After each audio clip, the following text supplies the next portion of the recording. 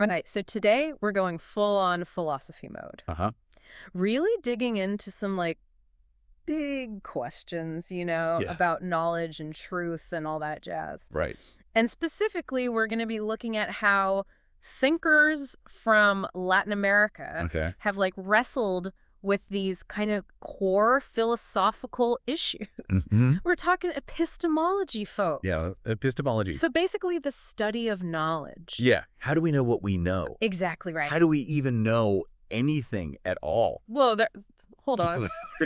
We're getting ahead of ourselves. Okay, fair enough. But yeah, this deep dive is all about like Yeah. joining this really cool conversation that's been going on for centuries. Across different continents, too. Exactly, across different continents, thinking about all focused on how we like make sense of the world and what we know. Yeah. Absolutely. So to guide us on this philosophical adventure, we've got like this awesome resource, the entry on epistemology in Latin America from the Stanford Encyclopedia of Philosophy. Oh, nice. Yeah, that's a great source. Yeah, it's super comprehensive and gives us a really solid foundation to like understand the key ideas and thinkers in this field. You need that foundation. So what like immediately struck me is that epistemology in Latin America isn't just like a copycat of discussions happening elsewhere, like in the Anglophone world. Right.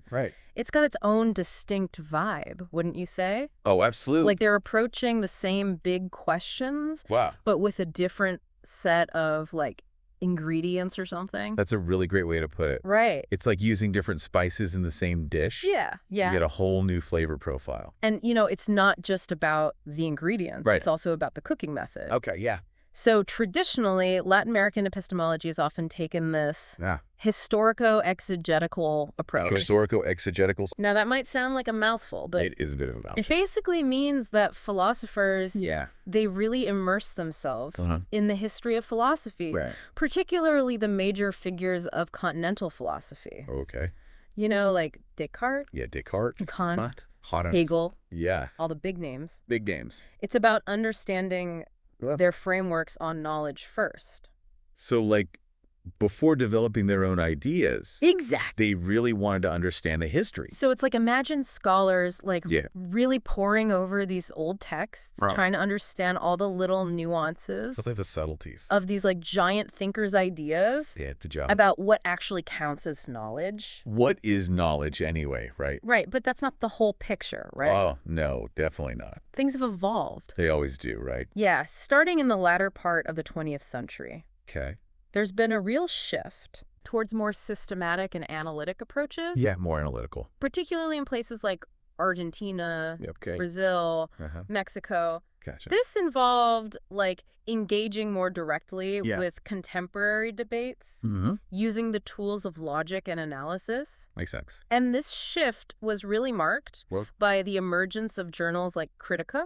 Oh, yeah, Critica. And the formation of the Latin American Association of Analytic Philosophy.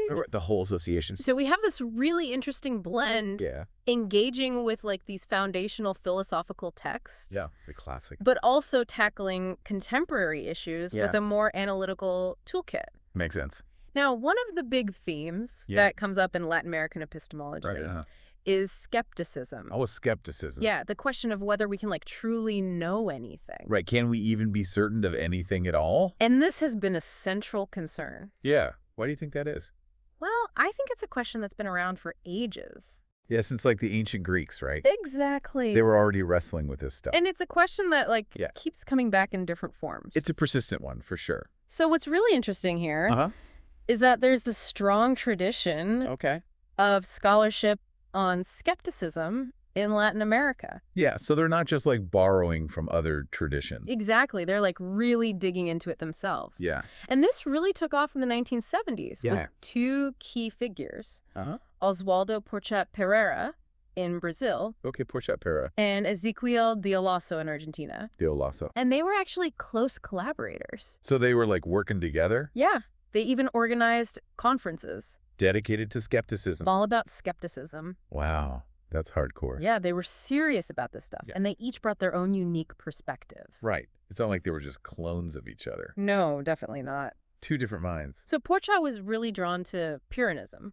Okay. Pyrrhonism. And for those who aren't familiar, Yeah. Pyrrhonism is this ancient school of skeptical thought Yeah. that basically says we should suspend judgment on everything. Everything. Yeah. Like literally everything. Yeah, pretty much. Huh. Because for any argument you can make, Yeah. there's always an equally strong counter-argument. Oh, that's interesting. So like So it's like a constant balancing act. you can never really land on one side or the other. Right. Because there's always going to be another side. And Porchat really embraced this view. I He think- became like a champion of Pyrrhonism. So he was like Team Pyrrho all the way. Yeah, he adopted what's called a neo-Pyrrhonian stance. Neo-Pyrrhon, yeah. And his work was hugely influential Okay. in establishing a whole community of scholars in Brazil. A whole community. Yeah, focused on this particular kind of skepticism. Wow. So he had a real impact. But some critics have pointed out Yeah. that his approach maybe didn't go deep enough into Uh-huh. some of the more complex interpretive questions. Within Pyrrhonism itself. Yeah, or fully engage with the contemporary debates about it. Right. So like a good starting point. Yeah, a really important figure. But maybe not the last word. Exactly. So Yeah. what about Deo Lasso? Yeah. What was his take on this whole skepticism thing? How did his exploration of skepticism differ? Well, Dale also took a more critical approach.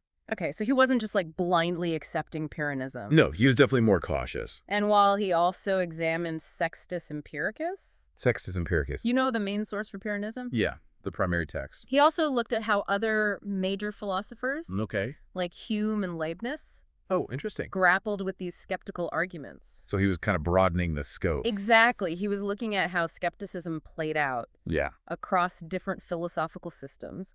fascinating. And later in his career, he also looked at how analytic philosophy Okay. deals with concepts like Yeah. certainty, Huh. knowledge, Knowledge. and skepticism. But he didn't necessarily like develop new arguments within those debates. So more like analyzing existing arguments. Yeah, more of a commentator than an innovator in that sense. Gotcha. So it seems like Porchat Yeah. really lit the torch for skepticism in Brazil. Yeah, he was like the OG skeptic. And it led to this whole community of thinkers wrestling with these ideas. It's like he sparked a movement. Exactly. That's cool. So who are some of the key figures Mm-hmm. who followed in his footsteps? Yeah, who carried the torch, so to speak. And expanded on his work? So who are the disciples? Well, one prominent example Yeah. is Otávio Bueno. Okay, Otávio Bueno. And while his main expertise Huh? is in the philosophy of science and math, Okay, so not strictly an epistemologist. no, but he actively engages Uh-huh. with debates on skepticism, Interesting. particularly Pyrrhonism. So he sees connections between those fields. Exactly. How does that work? Well, he's explored how Pyrrhonian ideas connect to discussions about epistemic internalism Okay. and externalism. So, like, where does justification for our beliefs come from? Right. Is it internal from our own minds Well, or external? From the outside world. Exactly. Interesting. And he's also looked at the problem of disagreement. Oh, yeah, the problem of disagreement. That's a classic. Yeah. So, like, how can we claim to know anything if other equally smart people disagree with us? And he's even drawn connections Mhm. between Pyrrhonism Okay. and something called constructive empiricism. Constructive empiricism. What's that? It's a view in the philosophy of science that says we should only accept scientific theories Okay. that are empirically adequate, Empirically adequate meaning. meaning they accurately predict and explain Yeah. observable phenomena. Okay, so it's like a more cautious approach to science. Yeah, don't go beyond what you can actually observe. Interesting. And Bueno sees some interesting parallels Uh-huh. between this view. And Pyrrhonian skepticism. Wow, that's a surprising connection. Yeah, it's not immediately obvious, No, not at all. but he's made a really compelling case. So, like, how does that work? Well, both constructive empiricism and Pyrrhonism are kind of like saying we should be humble about our claims to knowledge.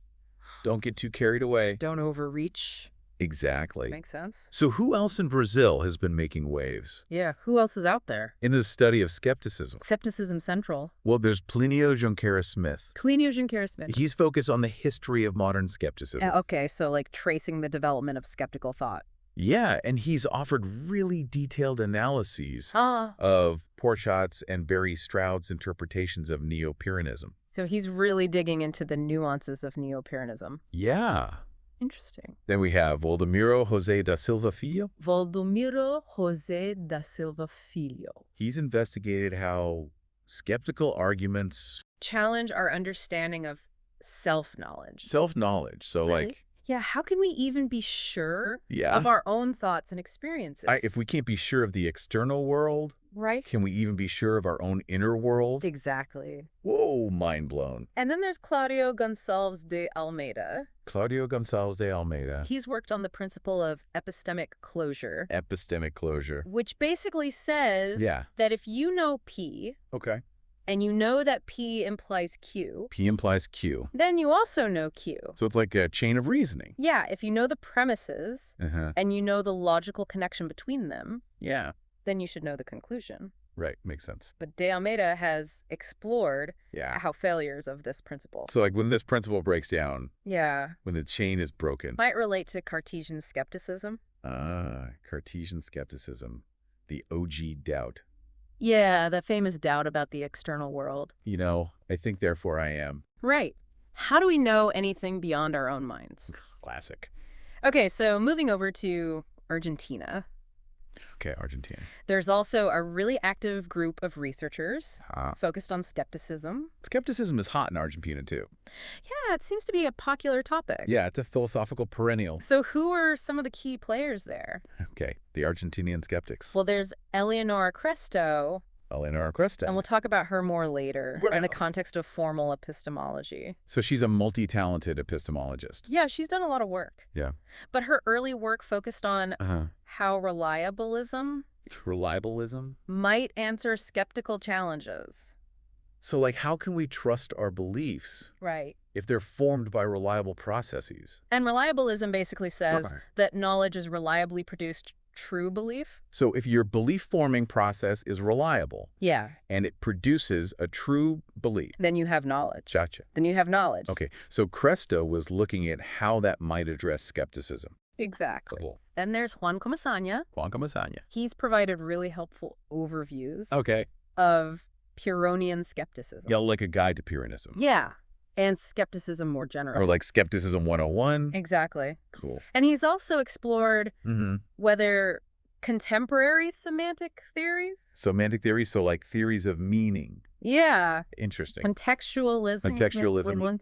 Contrastivism. Can help us out of the problem of the criterion. The problem of the criterion. Okay. Which is this classic challenge for skeptics. Yeah. What's that all about? Well, it basically asks, how can skeptics who suspend judgment on everything actually like live in the world? Right. How do they make decisions? Yeah. How do they choose what to do? They don't believe anything. Exactly. That's a good point. So Comesaña was looking at whether these theories of meaning could provide a way for skeptics to act without contradicting their skepticism. So like a way to be a skeptic but still function? Yeah. Can you be a skeptic? Yeah. And still like order a coffee? Right. Or cross the street without getting hit by a car. Exactly. Important stuff. And his conclusion. Yeah. What did he find? Was that these theories might not be as helpful as some people hoped. So they don't really solve the problem. No, not entirely. Interesting. They might provide some insights, but they don't offer a complete solution. Gotcha. So even these modern tools for understanding meaning might not fully resolve the practical challenges for skeptics. That's a tough one. And then there's Diego Machuca. Okay, Diego Machuca. He's another significant voice in skepticism research. Another skeptic. And he started by focusing on Sextus Empiricus's formulation of Pyrrhonism. So back to the source. Yeah, back to the original text. Cool. And on the topic of moral skepticism. Moral skepticism. So can we really know? What's right and wrong? Oh, that's a good one. Yeah, is morality objective? Yeah. Or is it just like a matter of opinion? It is objective. Exactly. Sure. But he's since broadened his work to engage with like more systematic discussions of skepticism. So like not just focusing on Pyrrhonism, but skepticism more broadly. Yeah. And particularly the significance of disagreement. Disagreement again? Yeah, it keeps coming up. Yeah, it's a recurring theme. And he actually argues for a form of neo-Pyrrhonism, specifically focused on disagreement. So disagreement is like the foundation of his skepticism. Yeah, that's a really interesting angle. Yeah, I like that. So it's not just about doubting everything. No. It's about doubting things because other people disagree with you. Makes sense. Okay, so we've talked about Brazil. Yeah. And Argentina. Argentina. What about other Latin American countries? Okay, the rest of the region. Has skepticism been a major focus there too? So are we going to find skeptics everywhere we look? Well, there has been some engagement. Okay. But it tends to be less concentrated. Gotcha. So not like a major school of thought, right? But still some interesting work being done. Exactly. So for example, in Mexico, Pedro Stepanico has explored Pyrrhonian appearance statements. Appearance statements? What are those? So these are statements where a skeptic might say something like, Okay. It appears to me that it is cold. Okay. Without actually committing to the belief that it is cold. So it's like a way to describe your experience. Right. Without actually endorsing a belief. Exactly. Yeah. And Stepanico argues that these appearance statements allow skeptics to navigate the world without contradicting their skepticism. Right, because they're not saying they know anything for sure. Exactly. They're just reporting how things appear to them. Makes sense. And then in Colombia, Mauricio Zuluaga has examined Agrippa's trilemma. Which is this set of arguments that shows the difficulty of justifying any belief. Oh, so it's like a challenge to the very idea of justification. Yeah, it's like saying, no matter what you believe, you can always be asked, but how do you know that? Right. And then what? And then you have to provide another justification, and then another. And another, and another. And it goes on forever. It's like an infinite regress. Exactly. Whoa, that's trippy. And Zuluaga has also looked at Cartesian skepticism. Back to Descartes. But his approach is generally described as more expository. Expository meaning he's more focused on laying out the arguments rather than offering new solutions. So more of a commentator. Exactly. So it's like he's providing a clear explanation of these skeptical arguments, but not necessarily trying to like solve them. Right. He's just presenting the problem. Okay. So that gives us a good overview of skepticism. Yeah. Skepticism in Latin America. Now, the entry also dives into what's called core epistemology. Core epistemology. So beyond just questioning knowledge. Yeah. So beyond skepticism. Fundamental concepts have Latin American philosophers been examining. So like, what are they trying to define? Yeah, what are they trying to understand? About knowledge itself. Exactly. Okay, cool. Well, one really important figure here is Luis Villoro in Mexico. Luis Villoro. And his book, Crier Saber Conocer. Crier Saber Conocer. Which translates to belief, knowing how, and knowing that. Okay, so it's about different kinds of knowledge. Yeah. Cool. It was a groundbreaking work. So this book was a big deal. Yeah, it had a huge impact. Yeah. And in it, he draws this key distinction between saber, which is roughly knowing that something is the case. So like propositional knowledge. Exactly. Knowing facts. And connoisseur, which is more like being acquainted with something. Okay, so like knowing a person. Yeah, or a place. Or a thing. Or even like a concept. Makes sense. So it's more about familiarity. Yeah, like a deeper kind of knowledge. Than just knowing facts. Yeah, it's not just about having information. Right.